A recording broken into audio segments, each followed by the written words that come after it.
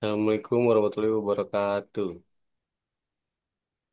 Baik, sebelumnya kami ingin mengucapkan terima kasih kepada Pak Andika selaku dosen pengajar hukum perusahaan yang telah mengizinkan kelompok kami untuk berpresentasi. Materi kelompok kami yaitu first travel. Sebelum memulai ke materinya, saya akan memperkenalkan diri saya dan teman-teman saya. Saya sendiri Ahmad Bayu. Saya Mugi Santoso. Saya Justin Wilkhairi Gustiar Putra. Saya Maulus April Mawalid. Saya Hendrikus Deodatus Marbun. Yang pertama itu adalah latar belakang penelitian. Perseroan terbatas PT adalah salah satu bentuk badan usaha yang paling umum digunakan di Indonesia karena struktur hukumnya yang fleksibel dan kapasitasnya mengolah berbagai jenis bisnis. PT memiliki tanggung jawab hukum dan moral dalam melindungi hak-hak konsumen sesuai dengan prinsip transparansi, akuntabilitas, dan profesionalisme.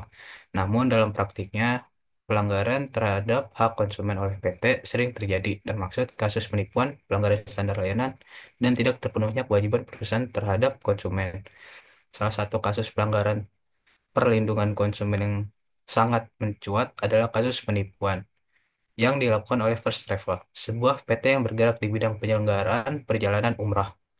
First Travel menawarkan paket umroh dengan harga murah yang menarik ribuan konsumen, tetapi gagal memberangkatkan mayoritas jamaah yang telah membayar. Kasus ini bukan hanya menyebabkan kerugian finansial yang besar bagi para korbannya, tetapi juga menimbulkan dampak psikologis dan sosial yang mendalam. Selain itu, kasus ini mengungkap kelemahan dalam pengawasan dan regulasi pemerintah terhadap perusahaan yang mengolah dana masyarakat. Kasus First Travel penting untuk dibahas karena mencerminkan isu sistematik dan dalam perlindungan konsumen di Indonesia. Dengan memahami penyebab dan dampaknya, kita dapat merumuskan solusi yang lebih efektif untuk mencegah terulangnya kasus serupa di masa depan. Selanjutnya akan dibacakan oleh teman saya, Justin. Ya, Tinjauan pustaka.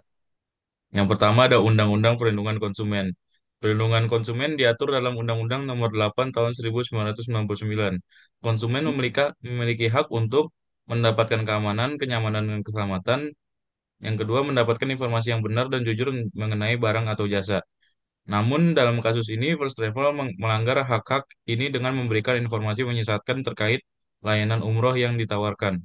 Yang kedua, teori kepercayaan konsumen. Menurut Kotler 2003, kepercayaan konsumen dibangun melalui satu, transparansi, dua, konsistensi, tiga, kredibilitas.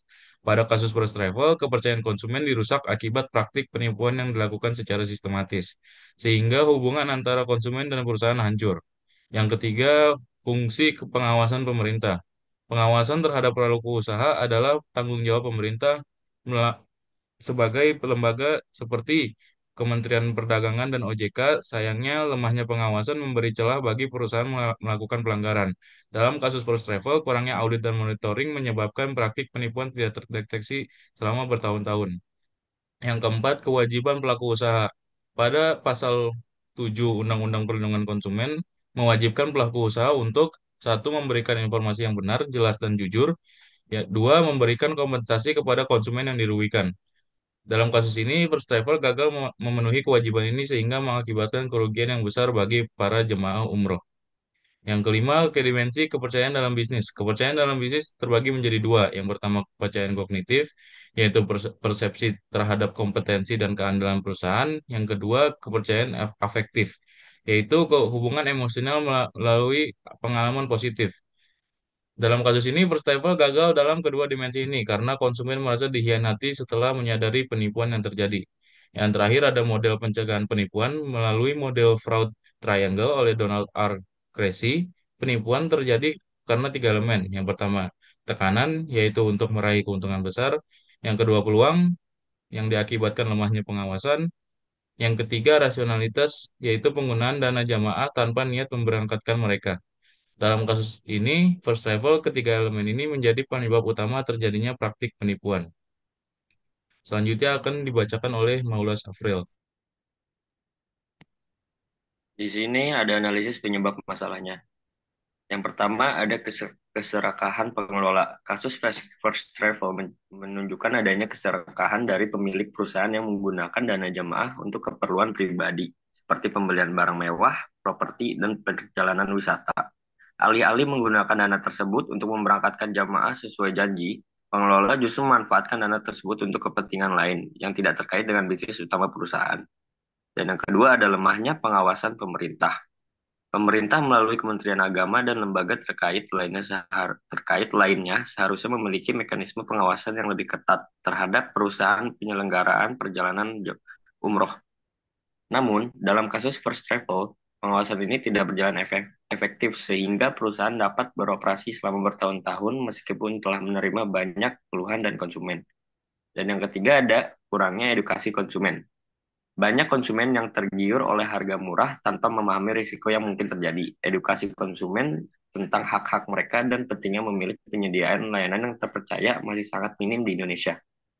Selanjutnya, ada dampak masalah. Yang pertama, ada kerugian finansial. Ribuan konsumen kehilangan dana mereka yang jumlahnya mencapai miliaran rupiah. Banyak dari mereka telah menjual aset atau meminjam uang untuk membayar biaya umroh yang akhirnya tidak terlaksana.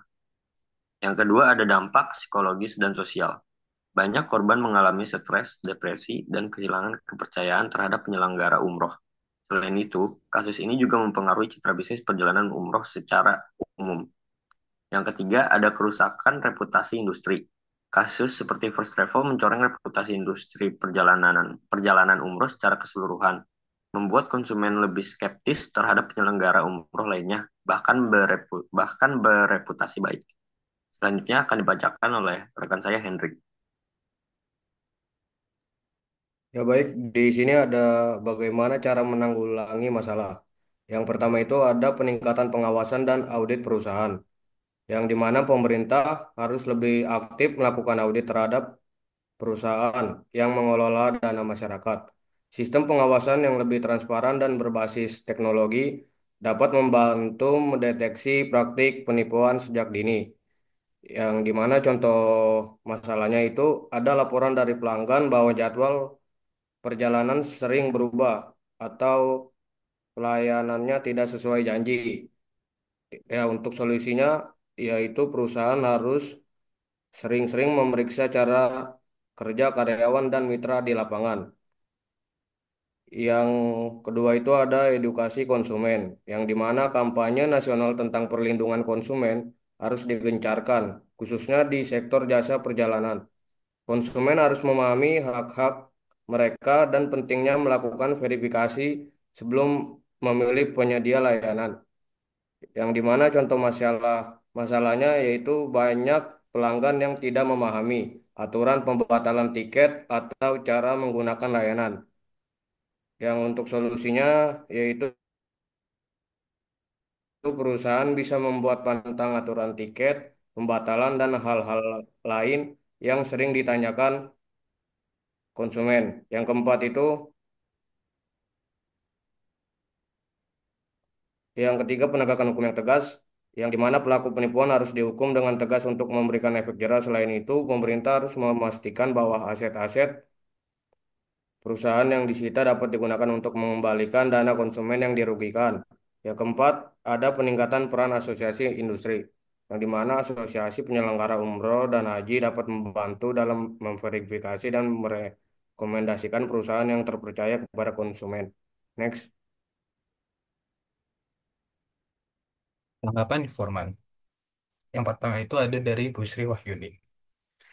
Dari kasus ini, yaitu Bu Sri, itu adalah korban first travel. Nah, Bu Sri ini itu berharap pemerintah tidak hanya menghukum pelaku, tetapi juga memikirkan bagaimana nasib uang para korban yang sudah hilang. Sebagai konsumen, dia juga merasa sangat dirugikan. Pertanyaan ini mencerminkan kebutuhan mendesak akan solusi yang berorientasi pada pemeliharaan hak-hak konsumen. Yang berikutnya itu ada Dr. Hadi Suprapto, itu seorang pakar hukum konsumen. Juga menambahkan kasus first travel menunjukkan perlunya reformasi sistem pengawasan. Selain itu, konsumen harus lebih cermat dalam memilih layanan dan ini membutuhkan dukungan edukasi yang masif dari pemerintah dan masyarakat. Selanjutnya akan dibacakan oleh Bayu. Baik, kesimpulannya yang pertama ada kasus First Travel adalah contoh nyata pelanggaran pelanggaran perlindungan konsumen yang dilakukan oleh perseroan terbatas. Yang kedua ada kasus ini menunjukkan pentingnya pengawasan yang ketat, edukasi konsumen, dan penegakan hukum yang tegas untuk melindungi hak-hak konsumen. Yang terakhir, pemerintah, pelaku usaha, dan konsumen harus bekerja sama untuk menciptakan ekosistem bisnis yang lebih adil dan transparan.